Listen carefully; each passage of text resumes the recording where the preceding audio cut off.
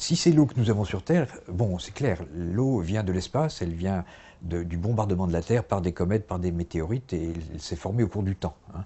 Maintenant, ça c'est, je dirais, l'histoire ancienne, c'est ce qui a commencé il y a 4 milliards et demi d'années ou un peu plus, et qui se poursuit encore, mais qui est très, très ralenti. Si on s'intéresse à l'eau que nous utilisons tous les jours, eh bien, c'est l'eau du cycle de l'eau.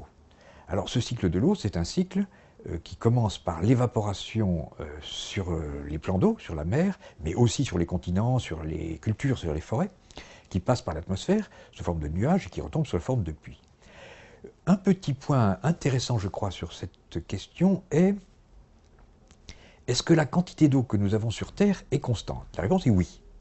Autrement dit, le cycle que nous voyons, elle tombe, elle revient, elle recourt à la mer, etc., elle ne s'épuise pas. Par rapport à du pétrole, par rapport à des minerais, quand on les a consommés, il n'y en a plus. L'eau, elle est toujours là. Elle tourne dans le cycle de l'eau, elle revient par les précipitations, elle retourne à la mer et elle repart.